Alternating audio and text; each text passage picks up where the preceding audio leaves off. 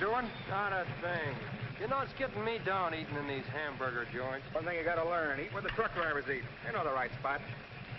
See, I saw a funny thing up the road just now. Good-looking dame sitting in a car all alone. Yeah, what was she doing? That's just it. She wasn't doing nothing, just sitting there. I got a rule about women. If they ain't breaking the law, let them alone.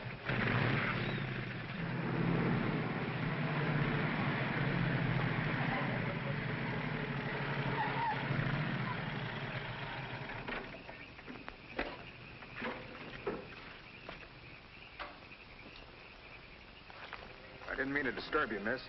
Just wanted to be sure everything was okay. Excuse me, lady, but are you sure you're all right?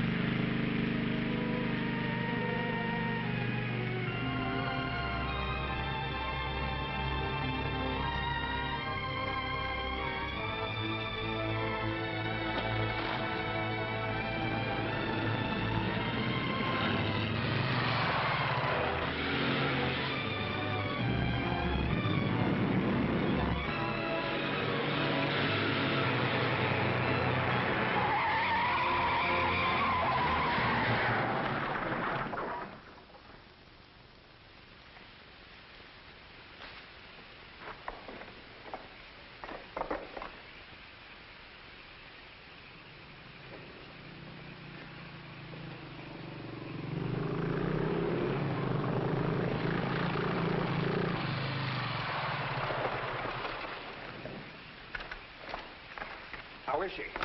Luckier than she deserves. I just checked on her up the road. She was acting kind of strange then. I'd better call that ambulance. I doubt if it's serious, and I'm as good a doctor as you'll find at this time of night. Let's take her inside.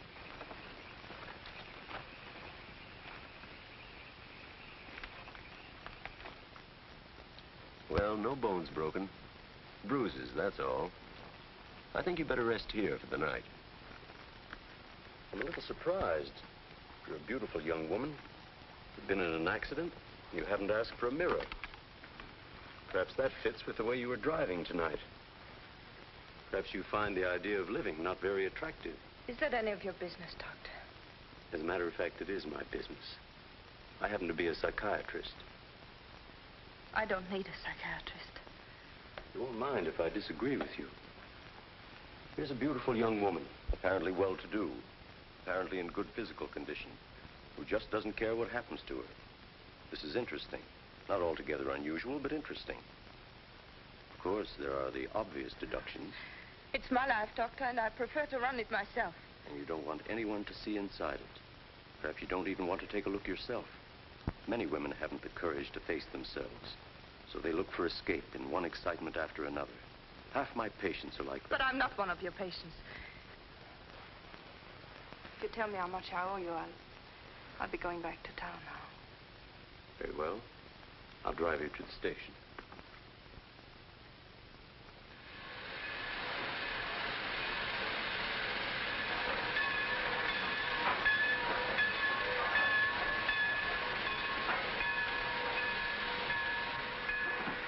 Miss Damien, you're an intelligent woman, not an idiot. Will you promise me one thing? When you get ready to throw yourself off Brooklyn Bridge, will you come and see me first?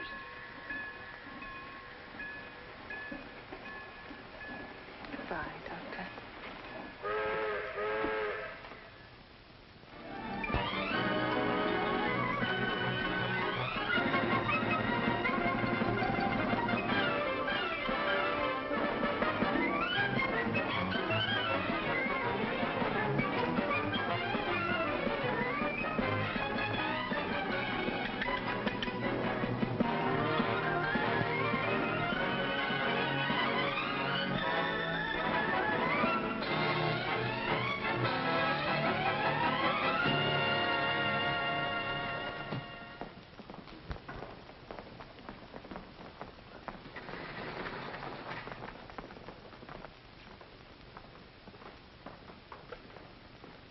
Just what is our trouble?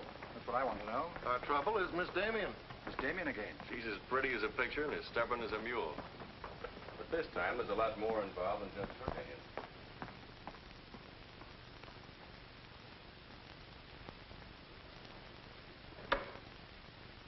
Come in, Miss Damien. We were just ripping you up the back a little bit. So I gathered. There's nothing personal. It's about Mr. Cortland. Cortland? Oh, yes. He runs a jewelry store. He owns Cortland and Company. London, Paris, Fifth Avenue. You may remember him as one of our biggest advertisers. Oh, what Shirley wants to say... I know what Shirley wants to say. I always know what Shirley wants to say. He wants to know why I killed the art layout on Mr. Cortland's famous jewels. And I understand the April number goes to press without it. That's right. In the first place, it's no art layout. It's a press agent's dream. But the result is we stand a good chance of losing the Cortland account. Now, am I running my department or am I not? I haven't said anything, Miss Damien. Well, I had a talk with Cortland. He was decidedly acid about it. I'm not interested in Cortland.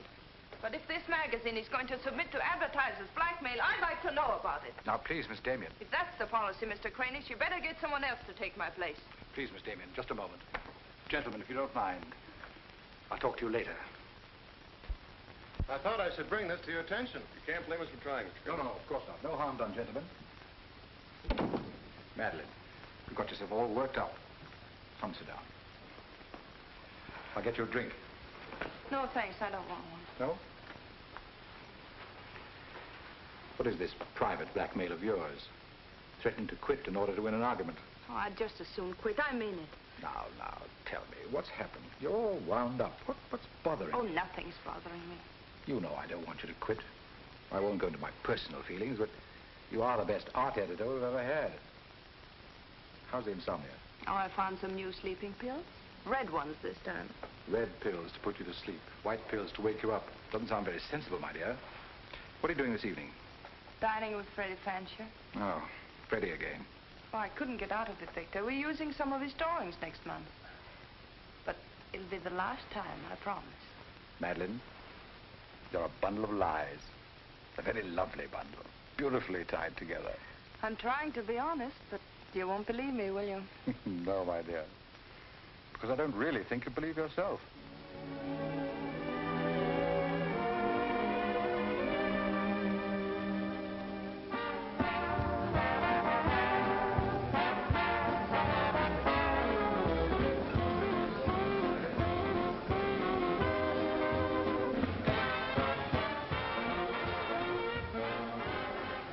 Why do you have to go back to that bore, Freddie Fancher? You haven't even given me a chance to make love to you. You've been doing all right. You know something? It's awfully hard making love to a woman who makes more money than I do. It'd be much easier if you made love to me. Would it? Oh. You're trying to give me the brush off, are you? Well, finally, we understand each other. Well, there you are, Freddie. There's your girl and no bones broken.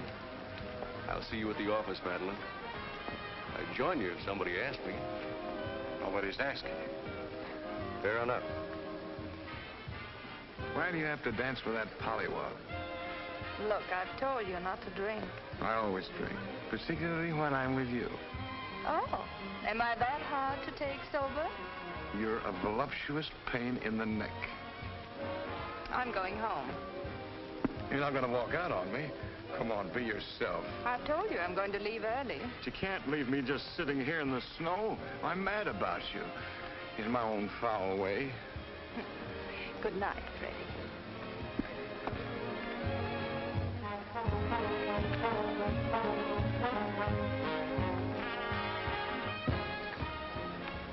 Any chance of getting a cab, Jim? I'll try, Miss Damien. Oh, Miss Damien, here's someone I know you're anxious to meet. Mr. Felix Cortland, one of our most prominent advertisers.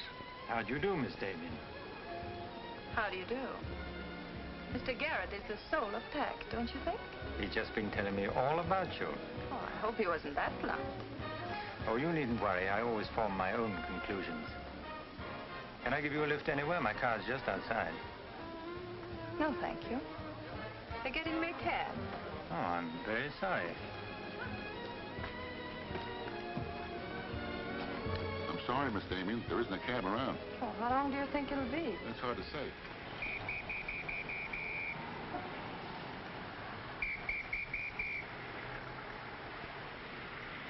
Are you sure you don't want a lift?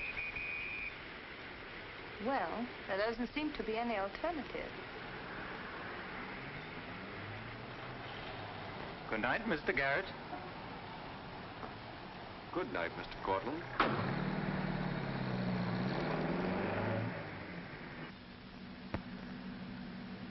I wasn't very polite, was I? Neither was Garrett, for that matter. Oh, he always enjoys uncomfortable situations. You still feel uncomfortable? No. Frankly, I don't. Good, nor do I. You know, you're not at all what I imagined. No? No. The big international jeweler. I happen to inherit a business that runs itself very nicely. As a matter of fact, you don't look like an art editor. More like a work of art. That layout on your jewels is still a wretched piece of copy. I can only admire your good taste. And I'm still not going to... I wouldn't try and persuade you for the world. Mr. Cortland, I think you're a very dangerous man. I only wish it were so. The truth is, I'm a very ordinary one.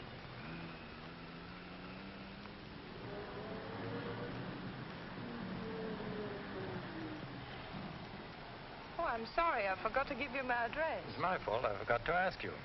Won't you come in for a minute? No, I don't think so. Oh, but you really must see those jewels you've been insulting. They're much handsomer than the photographs. I'll need you in about 15 minutes. But I said I wasn't coming in. Oh, yes, so you did.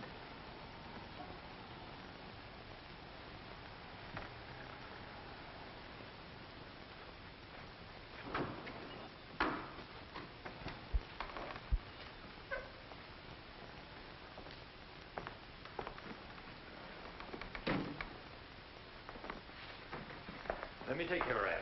Well, I'm only going to stay a minute, you know. Of course.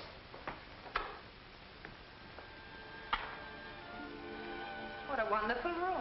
I've had this place a long time. In fact, I'm pretty disgustingly rich. Don't you find that rather pleasant? Oh, it's not so hard to take once you get the hang of it.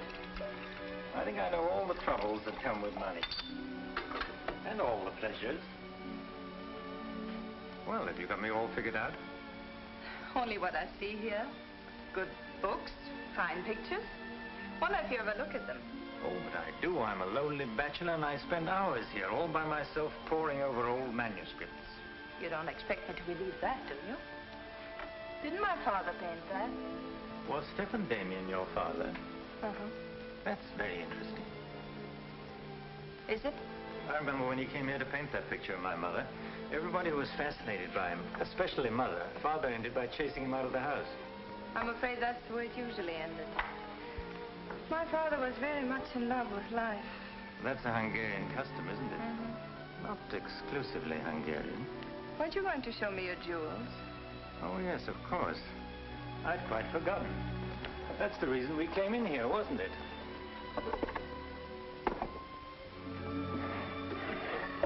You ought to feel very flattered, Miss Damien. This safe is one of my darkest secrets.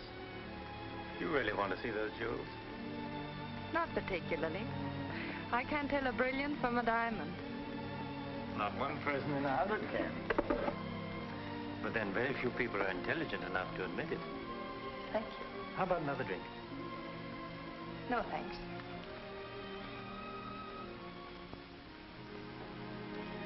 You know, you need relaxing. Lots of relaxing. I can hear your nerves snapping like rubber bands. I'm not nervous at all, see? You're a very curious mixture. A highly moral voice. That's not me, that's my mind. A man's mind, I'd say. Why not? I do a man's work. And desperate eyes. Eyes full of shadows. Insomnia does that. Does it?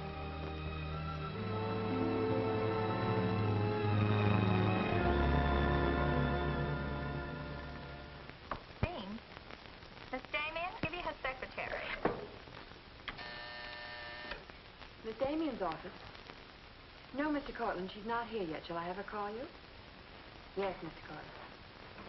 Where's Glamourpuss? She hasn't come in yet.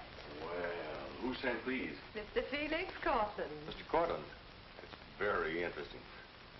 She never misses, does she? Mm-hmm. Jealous. If I'd given it any thought, I could have predicted it. Gladys, I won my bet. She's got a new boyfriend. I guess those dames gotta have no excitement all the time. Yeah, here today, gone tomorrow. Personally, I don't see what she sees in it all. Is that any concern of yours? No, Miss Damien. I didn't hire you to gossip about my private life. No, Miss Damien. Go get your money. You're through.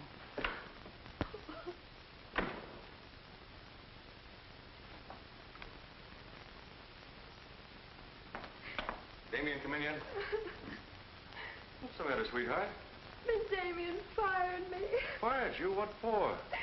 He heard me talking about Mr. Cortland. Cortland, eh? Don't you worry, baby. I'll fix that.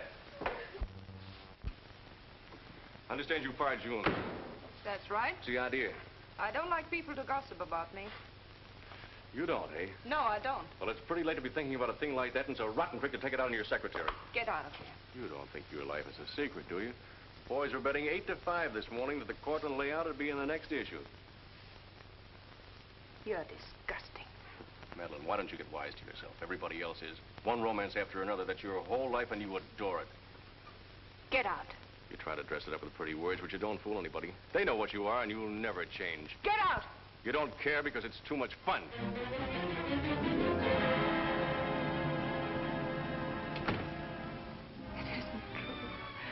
It isn't true. It isn't true.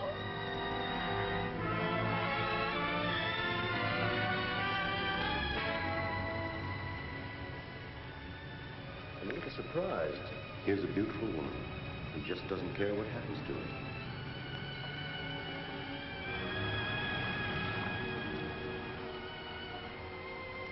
Many women haven't the courage to face themselves, so they look for escape in one excitement after another.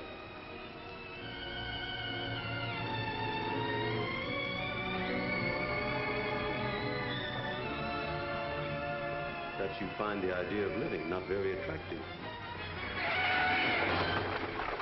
Lady, if you want to kill yourself, why don't you try the fridge?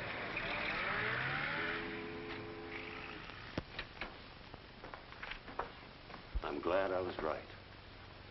An intelligent woman, not an idiot. Sit down. That's it. Now, if you feel like talking, just go ahead and talk. You're afraid, aren't you? Well, it's our job to find out why. To explore the shadows and throw light on what we find there. Then you'll be able to see yourself clearly and face yourself honestly. When you can do that, you won't be afraid anymore.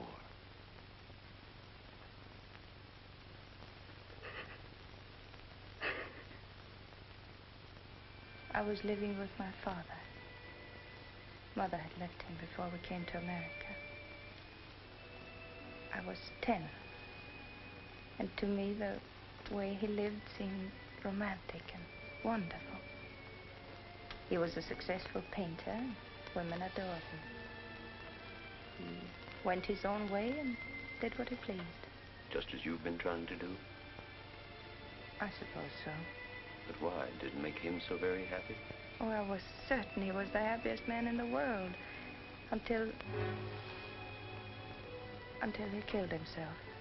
And you couldn't understand why he did it. You understand now? I think I do. Did you ever do any painting yourself? I used to. Why'd you give it up? Oh, didn't pay enough. And besides, I didn't want to be like my father. I wanted my own life. And have you been living your own life? Of course I have. The kind of life you really want? I don't know. I don't know. Don't you think you've been hiding from yourself? Did you ever try and discover the person you really were, deep down underneath? I never cared to. I'm not so sure I do now. In that case, I'm afraid I can't help you.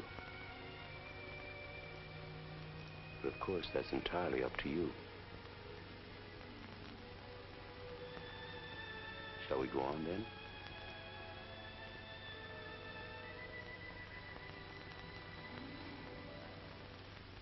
I was doing what I wanted to do. Paying my own way and making my own rules. Nobody was hurt. Nobody but yourself. And it didn't really make you happy, did it? Wasn't that because down underneath you knew there was something missing? Something important? I suppose so. That would worry you, wouldn't it? And then you would drug yourself with the excitement of more excitement. Oh, I know the pattern, Miss Damien. You're suffering from a disease of the times. A neurotic malady as commonplace as chronic alcoholism. Suppose for a moment that you were an alcoholic. They're much the same, you know. Unsure of themselves underneath. and seeking reassurance from new excitement. Instead of getting at the cause, the drunkard solves his problem by taking another drink. This, of course, is no solution. And eventually we find him sprawled hopelessly at a bar, without the strength or even the desire to save himself. I can't go on with this. You're not helping me. You're insulting me. You've been insulting yourself, Miss Damien. Insulting your body and insulting your soul. Your life hasn't been gay and glamorous at all. It's just been muddled and senseless. You know that now. And if you really want to change it, you can start right away. Now it's up to you.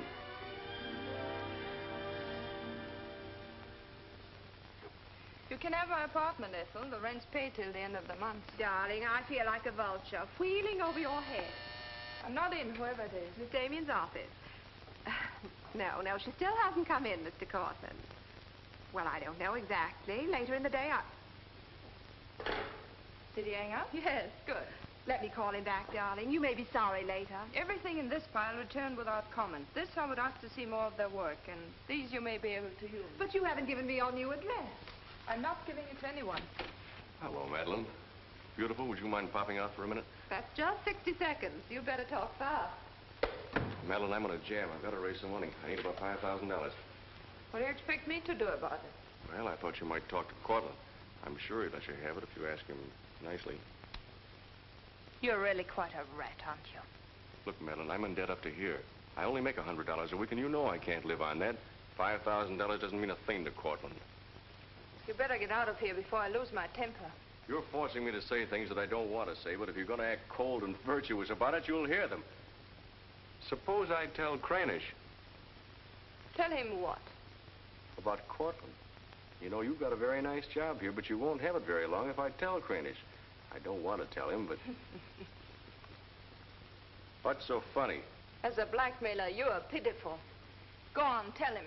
Tell him what a rat I am, and you are, and he is.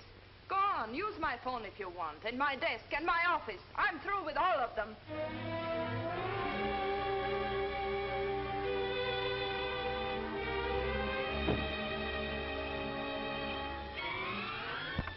Boulevard magazine. No, Miss Damien hasn't been back. Just a moment, please. I'm sorry, she doesn't work here anymore. You might try at her home. Waldorf Apartments. Waldorf Apartments? Miss Damien? Oh, no, she gave up her apartment. Why don't you try the post office? Dahlgren? Dalton? Dalton? Damien. Here, Richard Caleb, 137 West 50th Street.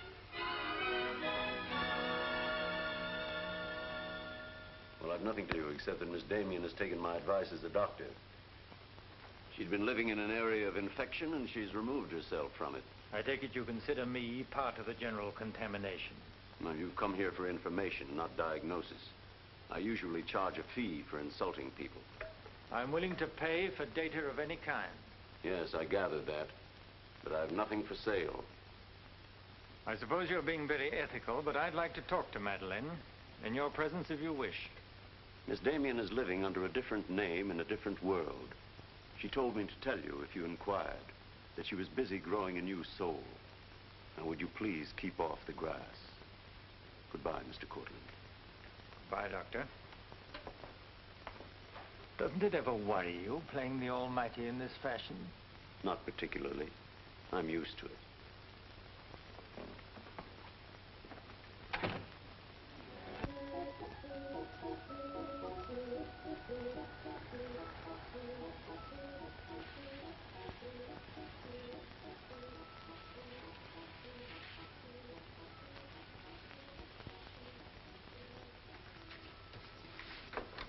How's it look? It's better than torn wallpaper. So you think I've talent, then? You'll do better after you get the hang of it. I only hope the new tenant will like it. Well, he seems awful particular. He's a floor walker at Macy's. Oh, well, you can always give it back to me. He'll never sell it, you know. Take my advice and try something more cheerful. You know, like flowers and butterflies. I'll do that. Thank you, Mrs. Geiger.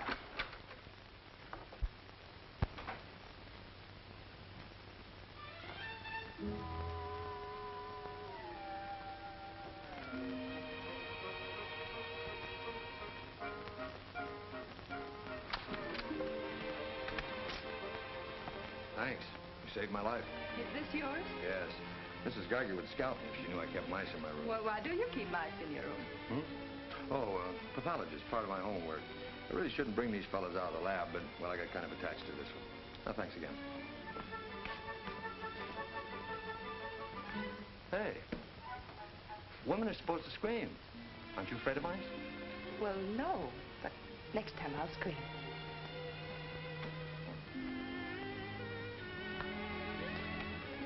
Good afternoon, Miss Green. Hello, how's the work going? Oh, all right, I think. Yes.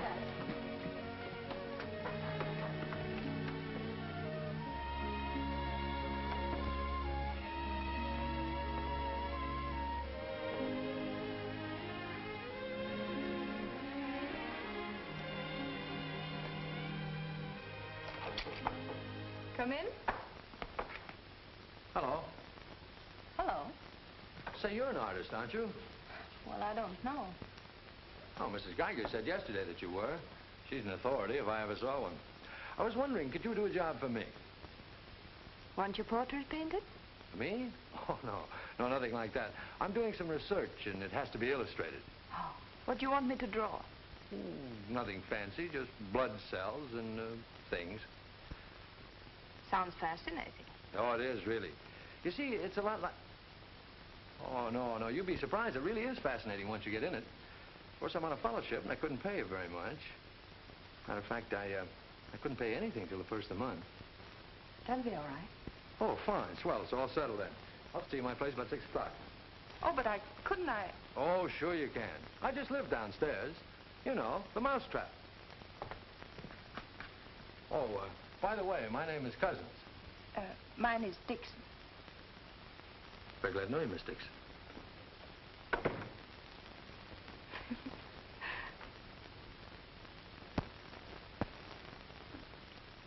Just what am I drawing? Am I allowed to find out? Sure. Effect of anti-reticular serum on cell tissue. That's all I wanted to know. Oh, say, that's quite good. I'll take it to the lab with me in the morning. Just about ready for the next one. Do you realize it's 12 o'clock? Hmm? I haven't had my dinner yet. And you haven't either. Oh, gosh, I'm sorry, but well, I got so wound up on this. So did I, but now I'm hungry. Well, tell you what let's do. We'll go out and eat. That's a brilliant idea. I'll get your coat. Do you do this all the time? Only since I got out of the Army. I was lucky to get this job of research. Now I've got to get it finished. Then what? Oh, then I go back to Oregon and become the usual respectable small-town doctor. No mice? No. No mice. Head colds and belly aches. $5 a visit. Maybe you'll like it. You'll get some rest. Oh, I'll get plenty of rest, all right, but I don't think I'll like it. You folks going out this time of night? That's right. We're meeting a few friends at the Busy Bee cafeteria. We don't want to miss the floor show. We'll have to hurry. See that he eats. He hasn't got any more sense than a goose. I'll feed him with a spoon. I got onto it first up in a little town in Germany while I was still in the Army. I met a couple of Russian medical officers who were working on anti-reticular, and, well, they were pretty steamed up about it. Pie, sir? No, thanks. We got together the first night over a bottle of vodka. I remember the town was still burning. Well, maybe it was the vodka, but anyhow, we got to talking about anti-reticular, and, well, I guess I got pretty excited. You mean you speak Russian? Over a bottle of vodka, anybody speaks Russian. Care for some coffee? No, thanks. I've milk. Oh, one, please. At any rate, I promised myself that night that just as soon as the war was over, I was going to do a job of this. You haven't stopped to eat ever since. That's an error I'm just about to rectify. $1 even. There you are. Thank you. Thank you. You, sure you've got everything you want? Oh, yes, thanks. You know, I don't think you're much of a doctor. Do you call this a sensible diet? Pancakes and pickles? Well, scientifically, there's two kinds of diets. The kind that doctors prescribe and the stuff they eat themselves. Oh, but you're always in such a rush. You can't make scientific discoveries that way. Sure you can. Take Banning. He saw some flies nibbling at a piece of pancreas. Figured out that there must be sugar in it, and in 1 minute he had the idea for insulin. You know, you're a very lovely girl. You're not being very scientific, Doctor. Oh, but I am. It's the very heart of science. It's the truth. Let's talk about insulin. Insulin.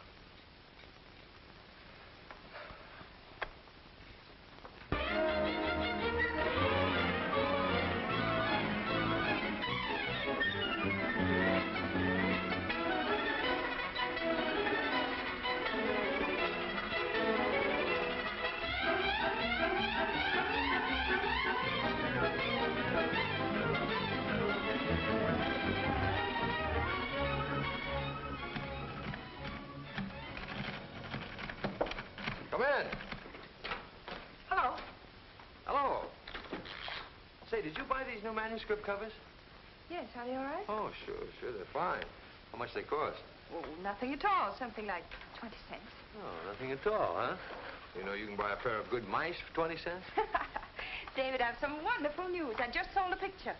No fooling. Who bought it? The floor walker downstairs. He said it's almost as good as a photograph. Well, the man has great taste. Oh, I think it's wonderful. I'm proud of you. And I'm a little proud of myself, too. David Cousins on anti-reticular. Oh, David, it looks fine. It's important, isn't it? I mean, not just to you, but really important. Well, it won't cure all the ills of man or beast, but yes. Yes, I think it may be important. And I also think that I better hand it in before I start changing it again. Like to come along? Oh, could I? Well, sure. Why not? I think you've been drawing blood cells long enough. It's time now for you to meet one of them face to face.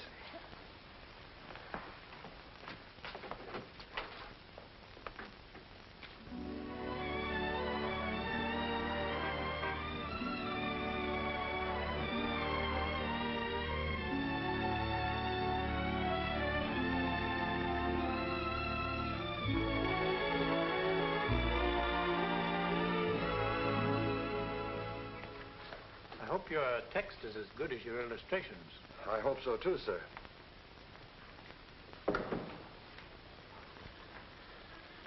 Well, that's that. You didn't tell him there were your drawings, did you? I didn't tell him they weren't. Come on, I'll show you my lab. Coffee. I wouldn't try and drink it if I were you. Assistant pathologist.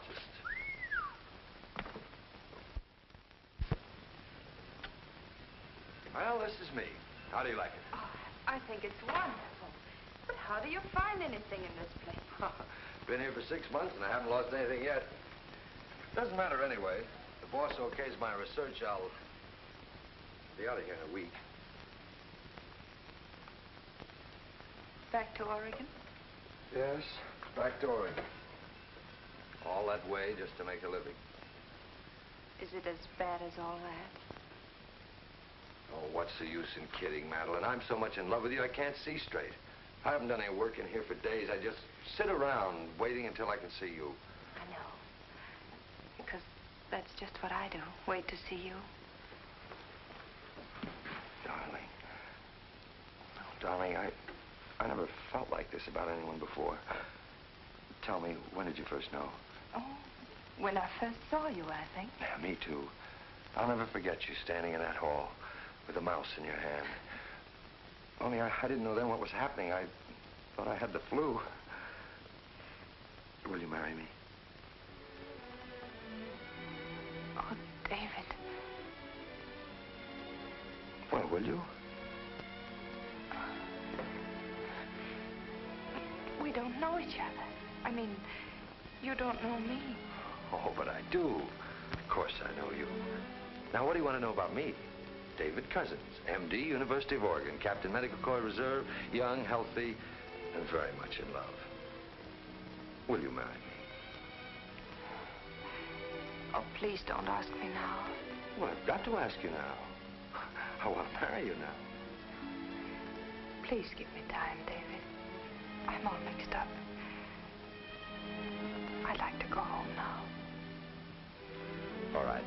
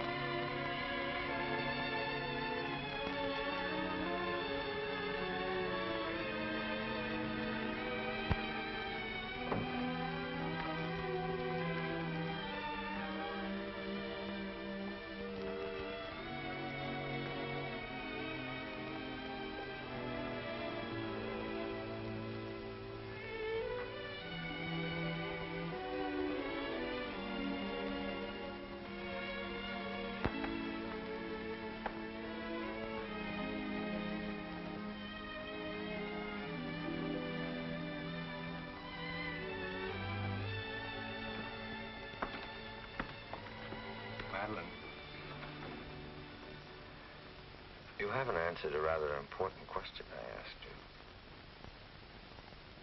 I can't say no, because I wouldn't mean it. Darling.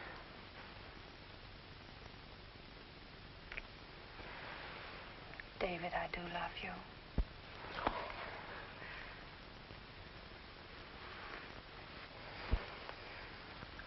Good night, darling. Good night.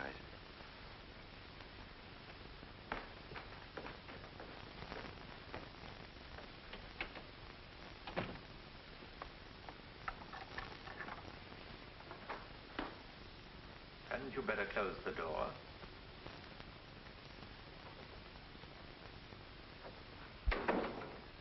A gentleman I hired provided me with your new address and the proper keys. Suppose someone had seen you. You wouldn't have cared, would you? I didn't think it mattered. You see, I expected to find you wretched and lonely, grappling with your complexes. Rather naive of me. Will you please go? Of course I'll go. But before I do, wouldn't you like to tell me about him? Why? I'm in love. Now, laugh if you want. I don't feel like laughing. I've always wondered if it were possible for people like you and me. And you think you've really got it? Love eternal, the fireside, the slippers, the whole thing? Yes, the whole thing. I'm very glad for you. And I think I'm a little sad for myself. You haven't told him, have you? Told him what? Well, about me, for instance. Why should I tell him? You're absolutely right. You shouldn't. Men prefer to keep their illusions, don't they? Please go. If you ever need me, you let me know, won't you? And don't call the past too many names.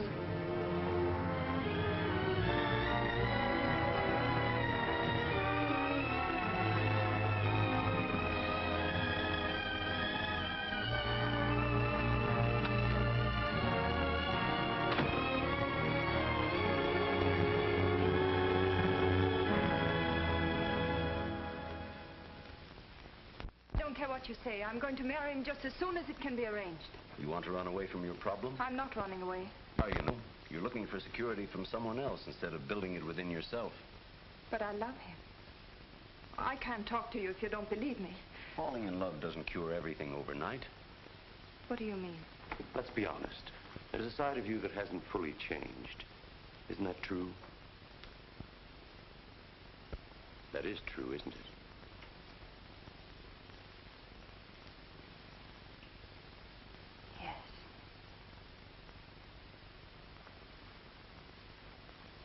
Have you still not told David about yourself? I couldn't tell him. You let him fall in love with an illusion, with someone who doesn't exist. I could never tell him. He might stop loving me. Isn't that a risk you'll have to take? You're being very careless about it. You can't build a lifetime relationship on a lie. If you're really in love, you'll tell him. With the others, it was different. But if you love him... Will you please stop saying if? How many times must I tell you I love him? But real love is a sharing. If you're strong enough to face this yourself, you're strong enough to face it with David. Oh, I can't do it. I can't risk the only happiness I've ever had. That's up to you, Miss Damien.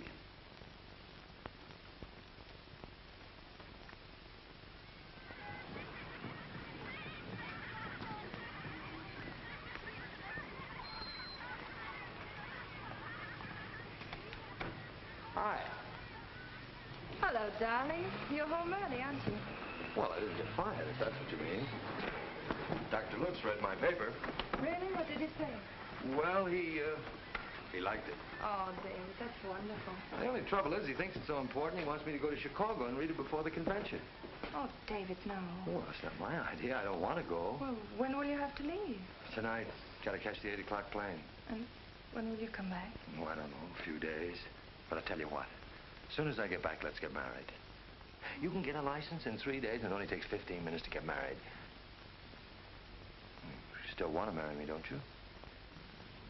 Oh, more than anything in the world.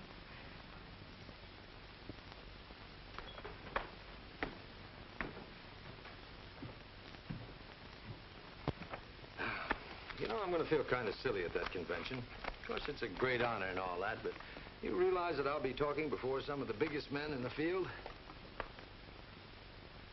What's the matter, darling? Nothing. I was just thinking how I'd feel if you didn't love me. Oh, don't be silly. Not a chance. David, could you ever stop loving me? Oh, that's really a gruesome thought. Of course not. Even if there was a reason? The world is bothering you. Nothing. I just wanted to be sure. Sure about what? That you loved me and not an illusion you built up about me. Scientists can't believe in illusions. I believe in you. You're the best thing that's ever happened to me. 4 shirts. I wonder if that'll be enough. Come to think of it, it'll have to be. That's all I've got. Socks? Well, that just about does it. Madeline, was there something special on your mind? Something that you wanted to tell me? Just that I love you, that's all.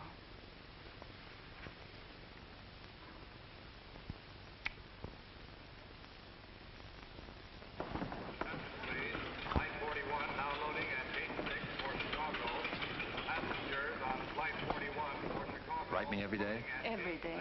Hope you miss me. Hope you suffer like a maniac. I will, I promise.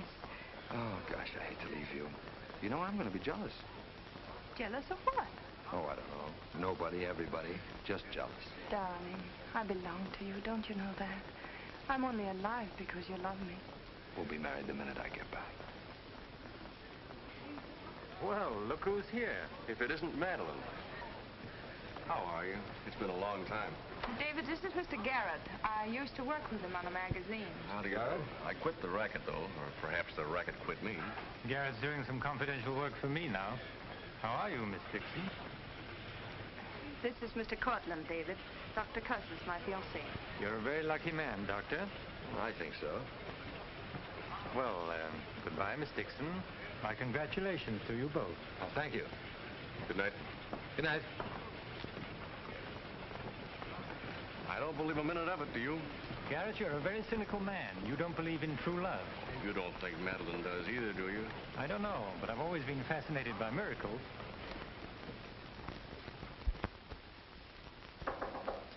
Come in. Telegram for you, Miss Dixon. I thought I'd bring it up myself. I thought it might be important. That news? He won't be back till Friday. That's men for you. You never can count on them. Oh, I forgot. A doctor somebody called you, said you were to call Miss Ethel Royce. She's been trying to get in touch with you. Friend of yours? Yes. I suppose you got your own reasons, but you ought to get out and see your friends, instead of sitting in this room all day and all night. Thanks, Mrs. Geiger. None of my business, mind you.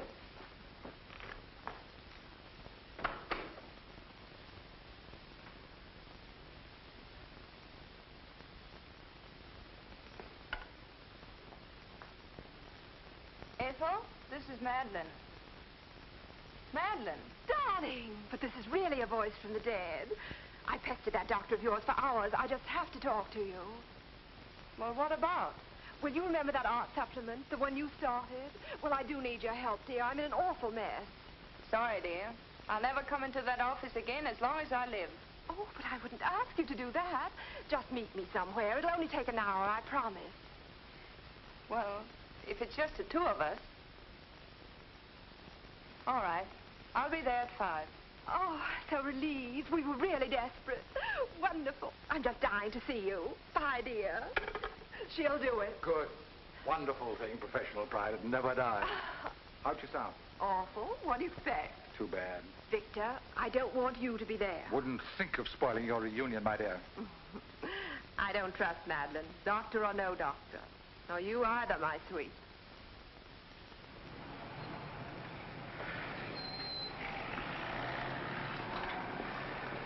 Hello, Miss Damien. Glad to see you back.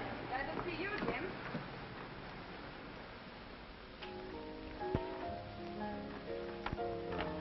Hello, Luigi. Is Miss Royce here? She just came in, Miss Damien. We missed you, Miss Damien. Have you been away? No, but it's nice to be back just the same. Hello, Ethel. Darling, you look wonderful. A little pale, but so interesting. You know, I can't stay very long. Oh, I understand, dear. We'll get right to work. The usual, Miss Damien? Well, I don't know, Carl. You'd better. Wait till you see the mess I'm in with the supplements. All right, Carl. Darling, I'm just dying to hear what you've been up to. You must tell me everything. but there's nothing to tell. Come on, let's go to work.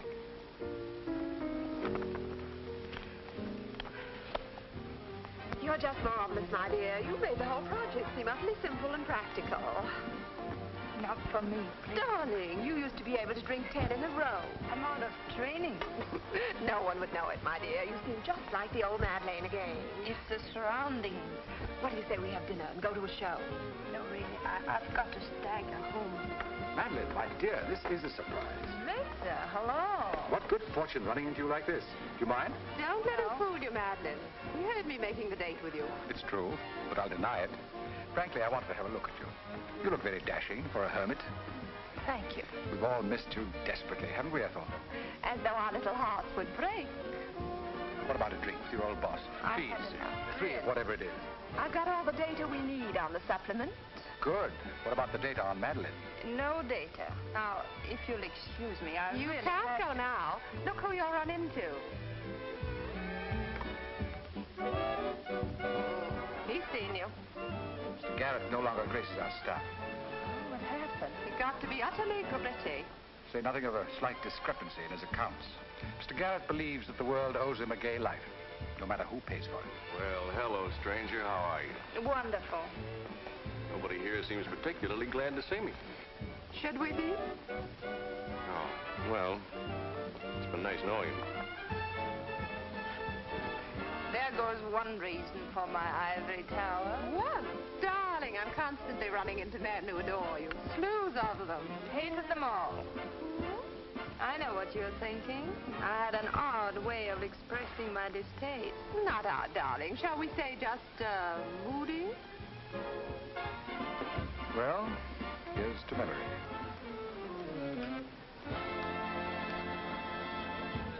May I speak to Mr. Cortland, please? Just a moment, sir.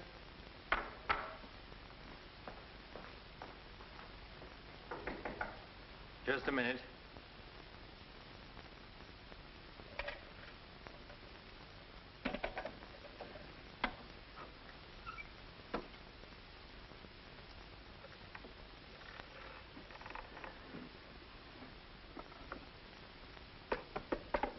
Come in. Mr. Garrett on the phone, sir. All right. Hello, Garrett. I have some interesting news. Do you know who's here? Madeline. How considerate of you to call.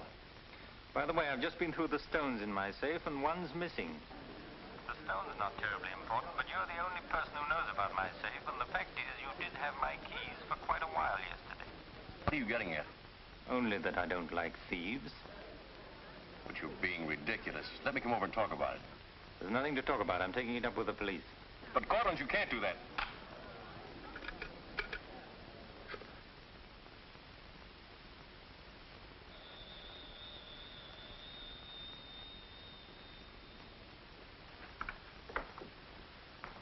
Mr. Garrett again, sir.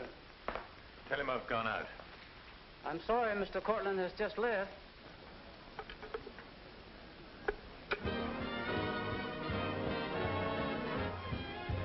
Are you all right, darling? Of course I am. You're not going to disappear again. Oh, yes. Back to my treetop. It's raining. Let me drive you home. Oh, no. Ethel wouldn't approve. Good luck, my dear, in your treetop. Bye, darling. Well? Let's face it, she's a changed woman. She'll never change, darling. She's just got herself a new set of words, that's all.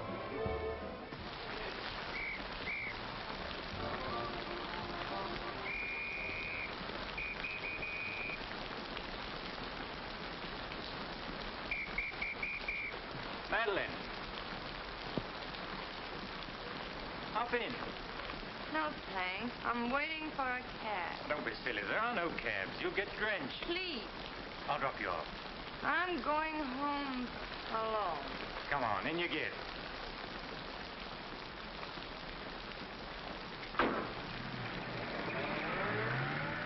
I hope you didn't get too wet. Your concern is touching. Quite a coincidence finding you in the rain. Is it? I can't lie to you, especially when there's no point to it. I was informed you were playing hooky. You're detestable. I'm really not detestable at all. I happen to be very fond of beauty, which shouldn't be a crime in your eyes. Please, no debates. I'm a little dizzy. A good dinner will soon take care of that. Why do you always hound me? You know I despise you and everything you stand for. There's always a chance I may be able to improve your opinion and your manners. I'm sleepy. You know you're very lovely. Please don't bother. I'm not listening.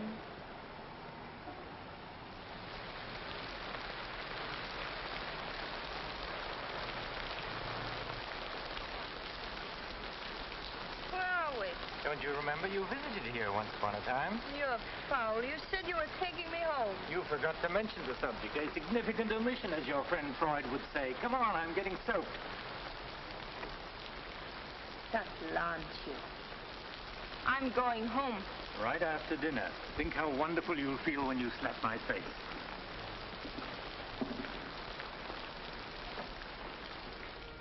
That'll take the chill out of your bones and maybe even your heart. Still cold? Oh, no. It's quite warm in here. Cigarette? Thanks. Very warm. Light? No, I'm not really detestable, am I? No. I am. Why? Because I ought to go home. In this rain, you mustn't even think of it. You see, you are detestable. And you've been very annoying for months. Madeleine, we belong together. You know that. No, I don't know that. Of course you do. We feel the same way about life. You're not making sense, Mr. Courtney. Why make sense? Doesn't this make more sense than talking and lying? No sense at all. Then what would you call it, darling? Stupid. Madeleine, you're wonderful. Stupid. You're sweeter than ever. I'd better see who it is.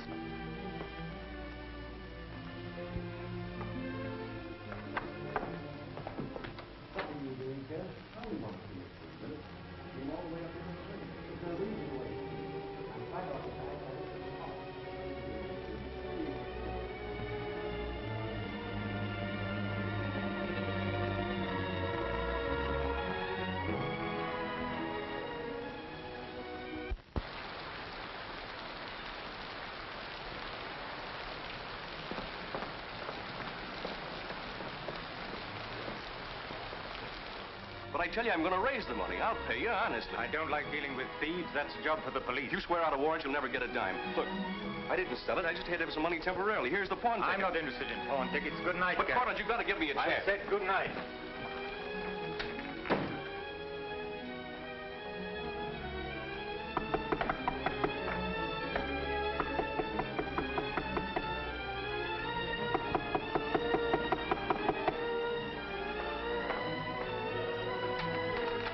Got to let me talk to you. Let me explain this. You stupid fool. I'll have the stone back. I'll get it to you. I promise I will. All I need is a little more time, just a couple of weeks. What are you doing? Phoning the police. You can't do that. I'm not going to let you ruin me.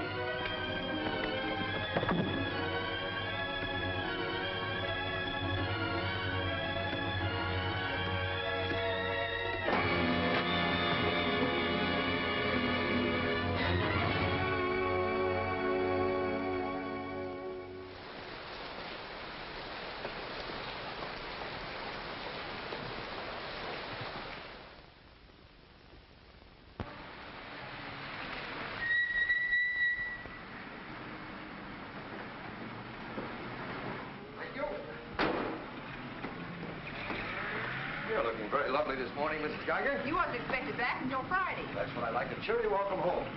Miss Dixon upstairs? I haven't seen her this morning. Who is it?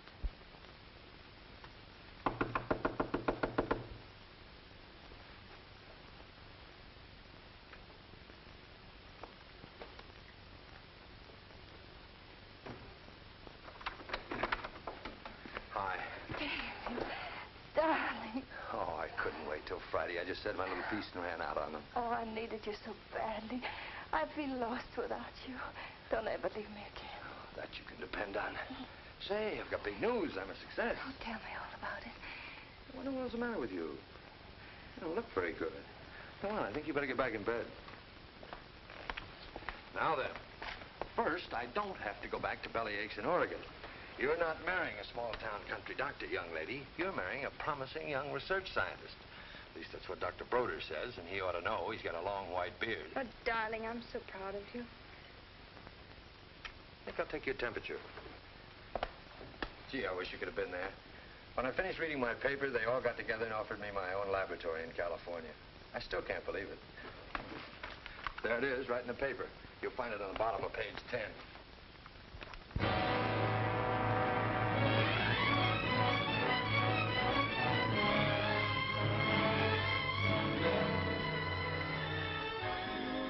He makes you feel that you're really important. You know what he said to... Madeline. Madeline, what's the matter? David. Oh, darling, you're cold as ice. You've got a chill. You stay right here. I'll be back in a minute. Oh, don't go. Don't leave me. I'll only be a second. I want to get a hot water bottle and some more blankets.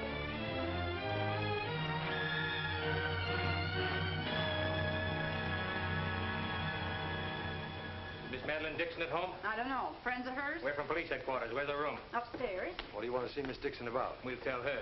Well, perhaps you'd better tell me first. Miss Dixon isn't well. Who are you? He's a doctor. He lives here. If it isn't important, I suggest you come back tomorrow. It's important.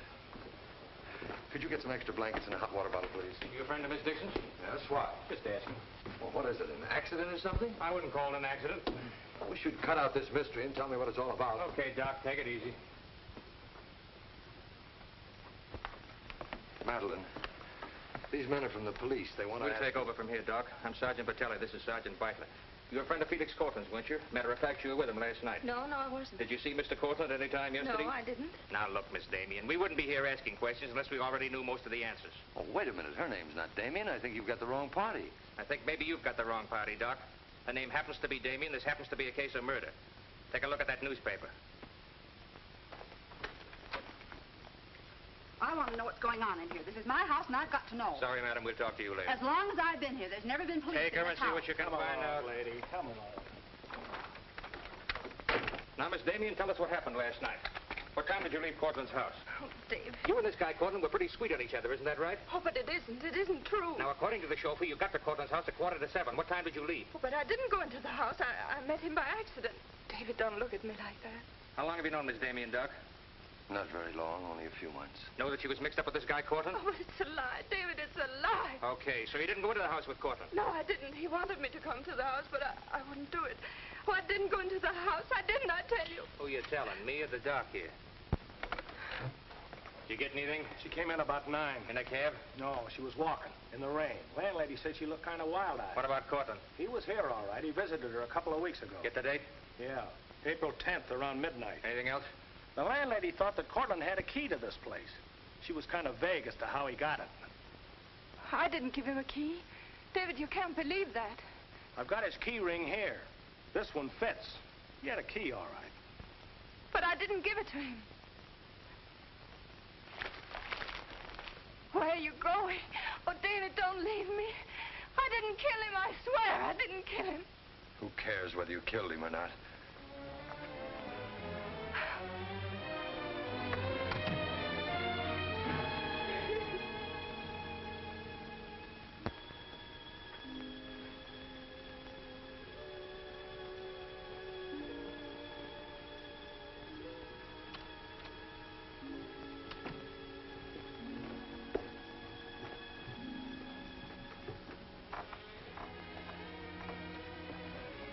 Could I see him for just a minute?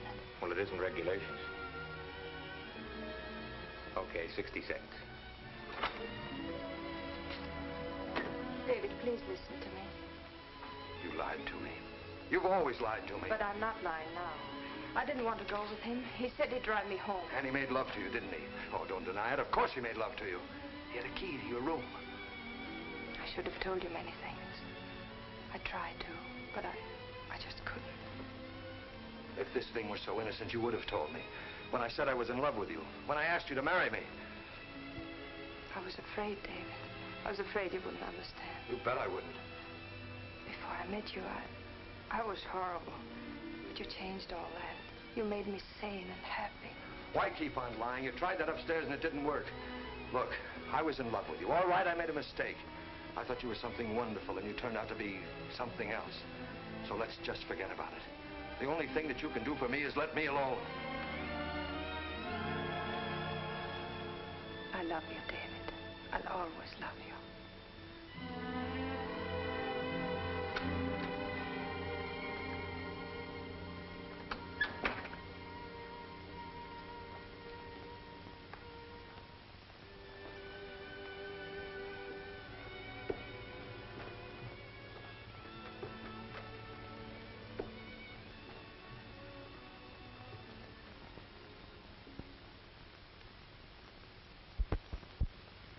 So, ladies and gentlemen of the jury, the prosecution will prove beyond a shadow of a doubt that Madeline Damien is guilty of the premeditated murder of Felix Cortland. We will prove that she was in his apartment the night he was murdered. We will prove that her fingerprints are on the table lighter with which he was murdered. And we will prove further that she had a motive for the murder. For after all, this is a very simple story. To one man, Dr. Cousins, she was a pure and noble woman. To the other, Felix Cortland, an irresponsible light of love. Too self-indulgent to be faithful to the man she wanted to marry. Too weak and lacking in character to break with Cortland. Her twisted soul was bent on a heartless deceit. To make one man believe what all others knew to be a lie. And when Cortland threatened to expose her, she went to his apartment to plead with him in the only way she knew. She embraced him. She made love to him. And when, in spite of that, he threatened to expose the lie that she was living, she silenced him forever. Ladies and gentlemen of the jury, the state asks you to find Madeline Damien guilty. Guilty of murder in the first degree. On the night Mr. Cortland called on the defendant, did you let him into her apartment? I certainly did not. How did he get in then? He must have had a key of his own. The key of his own? Where was the defendant when he arrived? Out to the doctor, I suppose, pulling the wool over his eyes.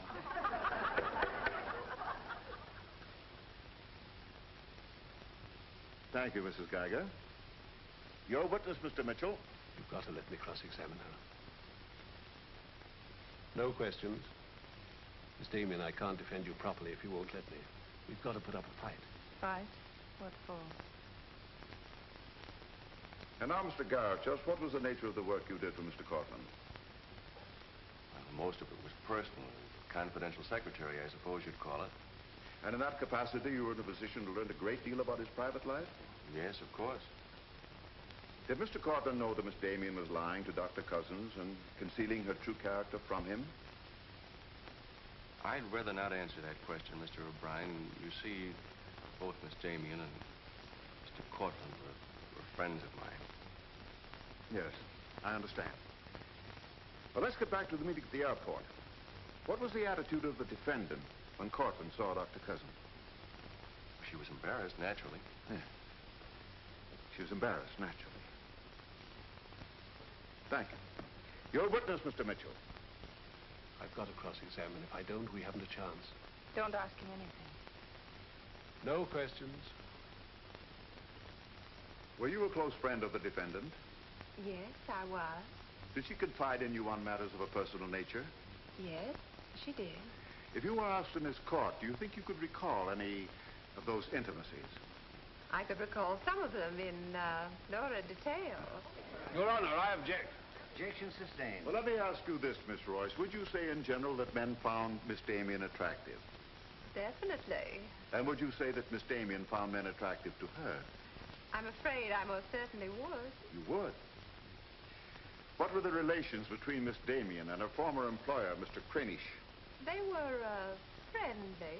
In your opinion, was there anything more than friendly? I object, Your Honor. The question calls for the conclusion of the witness and is prejudicial. Objection sustained. Dr. Cousins, I'm Dr. Caleb.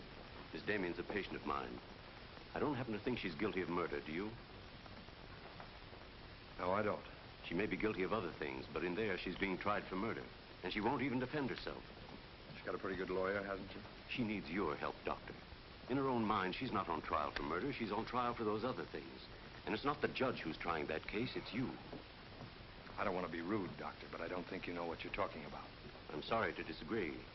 You see, I've been treating Miss Damien for some time. I happen to be her psychiatrist.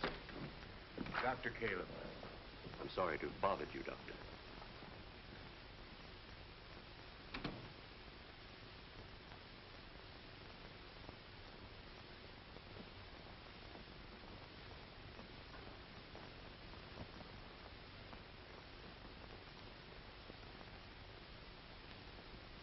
Your name, please?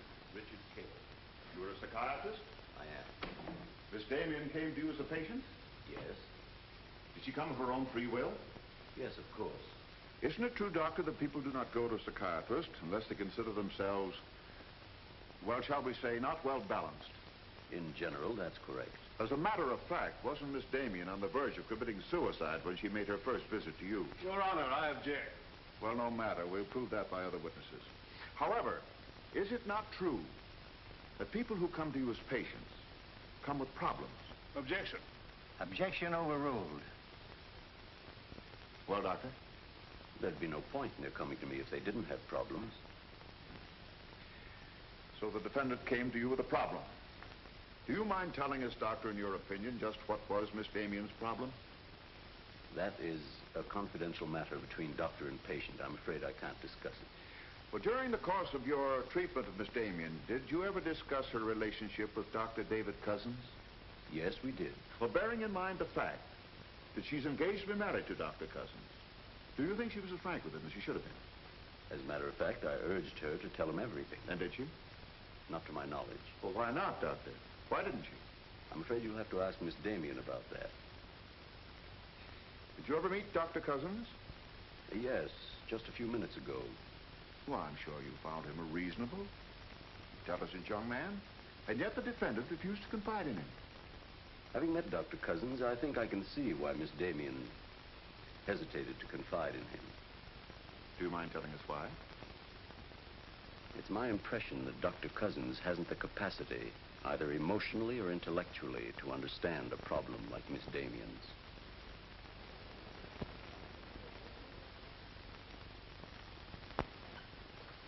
How's the trial going, Doctor? Not very well, I'm afraid. There's a Dr. Cousins in your office. Oh? You said you weren't expecting him. As a matter of fact, I was expecting him. Hello, Doctor. Sit down, relax. Tell me, is this a professional or a social call? Dr. Caleb, you said some pretty rough things about me this afternoon. Yes, I did, didn't I? I think I'm entitled to an explanation. So do I. As a matter of fact, I'm very glad you came over. I wanted to talk to you about Miss Damien. I'm not interested in Miss Damien. I'm glad to see you're still in love with her. And I'm not in love with her. All the better. Then we can approach the subject of Miss Damien as one scientist to another. You see, I'm interested in Miss Damien because she's a patient of mine. I believe I was well on the way to solving her problem. It would be most distressing to me if she were to die now for a crime she didn't commit. It would be as though you had lost one of your white mice, one that you had just inoculated. What's all this got to do with me? Only this, that when you testify tomorrow, you'll be asked to tell the truth. The whole truth. The whole truth about a human soul is a complicated proposition. Now, I'm not going to tell you anything about Miss Damien that you haven't already heard. But isn't it possible that you've picked up a few stray facts and added them up to a conclusion that's entirely wrong?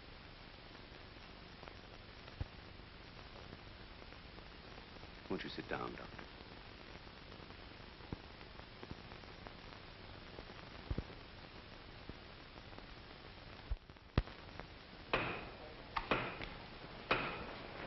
Hear ye, hear ye, hear ye. The court is now in session. Call your next witness, Mr. O'Brien. Dr. Cousins, please. This will be their last witness. You've got to let me put you on the stand. I tell you quite frankly, Miss Damien, if you won't testify, we haven't got a chance. Raise your right hand. You solemnly swear to tell the truth and the whole truth, nothing but the truth, so help you God? I do. Please be seated. Your name, please. David Cousins. Under what name did you know the defendant?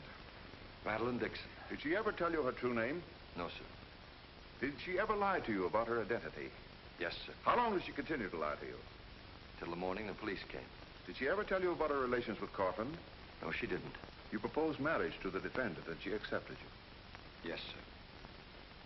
And still she didn't tell you about Cortland? No, sir. When did you first know the true relationship between them? Same morning, the morning the police came. Oh, I see.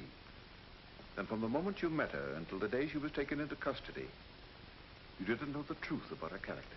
I object, Your Honor. Mr. O'Brien, haven't you covered your point? Well, Your Honor, I'm merely trying to clarify for the jury the true nature of the defendant's motive. Proceed. Thank you. One more question, Dr. Cousins. If you had known the truth, would it have affected your love for the defendant? Your Honor, I must protest. Let him answer. Objection withdrawn. And now, Dr. Cousins, if you had known the truth, would it have affected your love for the defendant?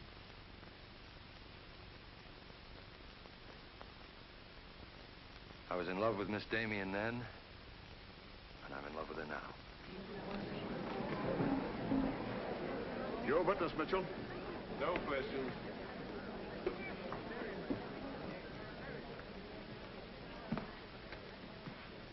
Did you really mean it? Yes, I really meant it. I can't believe it. Now will you let me put you on the stand?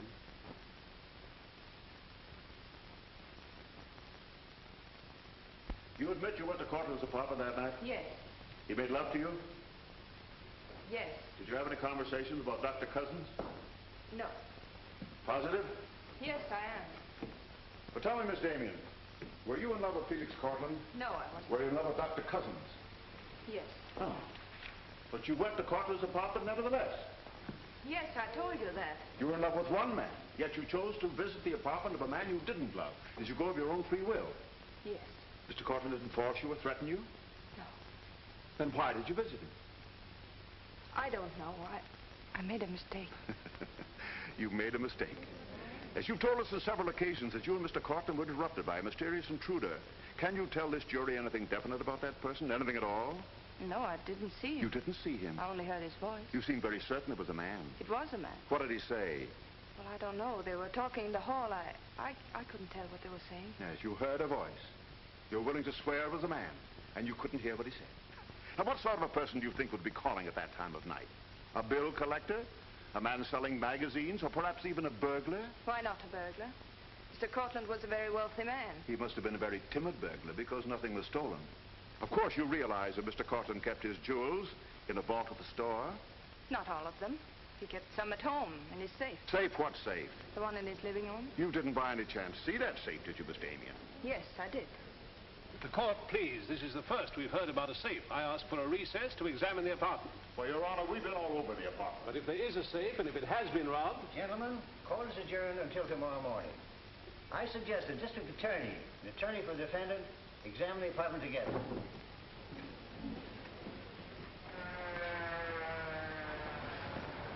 What about this safe, Mr. O'Brien? What safe? How about some pictures on the inside, Mr. O'Brien? You boys better wait outside.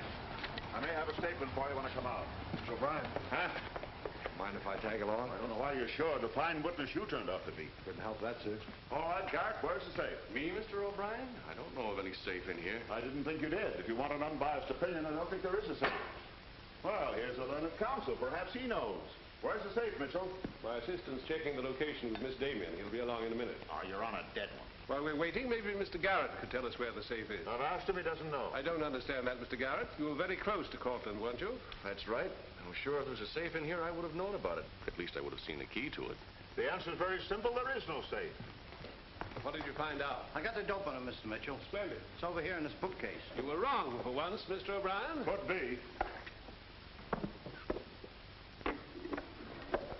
What do you know about that? Have you got Cortland's keys? There they are. Thank you. That looks to me very much like a safe, Mr. O'Brien. Yes, it does, doesn't it? But not like a safe that's ever been robbed. I don't think a good burglar would leave those behind. I guess we're right back where we started from. Well, I've seen all I want. How about you, Mitchell? You win this round. Lock it up, sir. Yes, sir. See you in court, gentlemen. I'll give you a lift, Doctor. No, thanks. Sergeant, I have some papers here, Mr. Cortland's I'd like to put in order. Do you mind if I stay? It's all right with me. We're finished with the place. Thank you very much. Anything I can do for you, Doctor? Oh, I was just curious about something. I've never seen a safe like that before. One that operated with a key. Come to think about it, I guess I haven't either. Normal assumption about a safe is that the lock works on a combination. Yes, I guess most of them do. I was wondering how you knew that this one worked with a key. You said you'd never seen the key to it. Did I say that? Uh-huh. I guess I must have said something I didn't mean. Oh, I see. There could be another explanation. Really? Yes. That you were lying when you said you'd never seen the safe before. You're not serious, are you, Doc? I'm a scientist, Mr. Garrett. When we get hold of an odd fact, we consider every possible explanation. We make some of our most important discoveries that way. Well, it must be fascinating work. Yes, it is. Suppose I had known about that safe, which I didn't. What would that prove? Frankly, nothing. But it does suggest a theory. You were very close to Cortland. You knew about the safe. Maybe the safe was robbed. Perhaps he found out about it. He was quarreling with a man in the hall the night he was killed. Maybe that man was you. That's a very interesting theory. Yes, isn't it?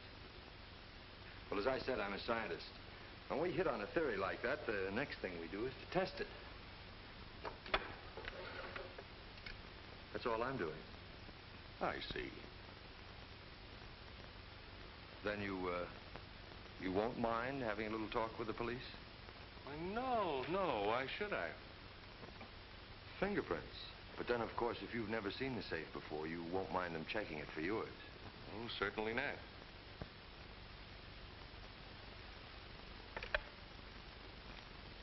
The number is Spring 73100.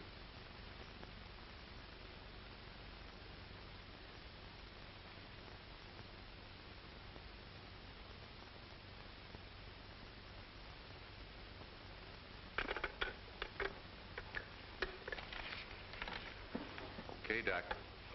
No hard feelings. Don't you think this sort of thing is rather out of your line, though? I guess maybe you're right. Bye, Doctor. Goodbye.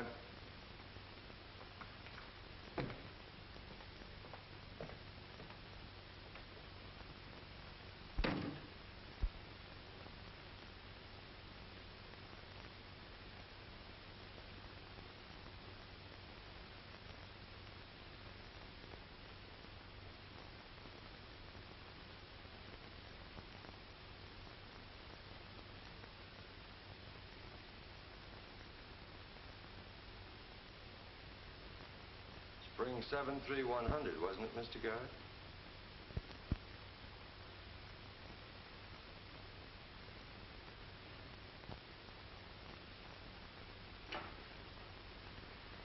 I guess maybe I underestimated you, Doctor.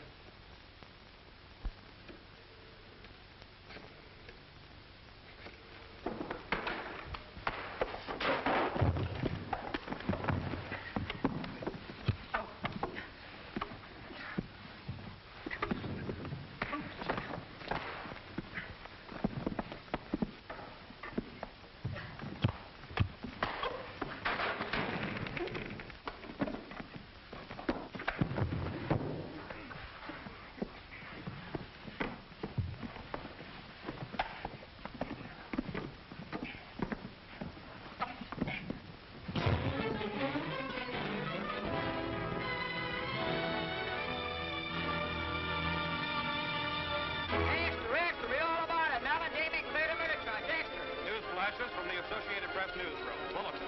Madeline Damien has been exonerated of the murder of Felix Cortland. Full confession by an ex-employee, Jack Garrett, is in the hands of the district attorney. It was a trial marked by many surprises. Notably, the beautiful defendant's startling disclosure of the jewel vault hidden in the apartment of the late diamond importer. The beautiful Madeline Damien goes free, and Broadway is tipping its hat today to the young doctor who engaged the murderer in a battle royal. Mrs. Geiger, I've been looking for Miss Damien. Have you seen her? She's gone. She asked me to give you this. Gone? Well, where did she go? I couldn't get a word out of her, but I know she left the airport more than an hour ago.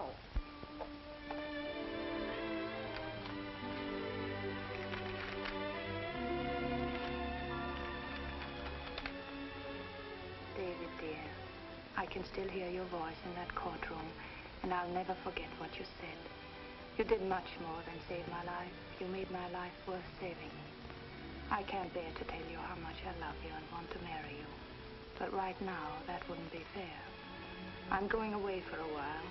I want to be terribly sure, after all this, that I can really be the kind of person you once thought I was. Maybe after a while that will be possible. And then, when we're both sure, David, please ask me again. Goodbye, my darling.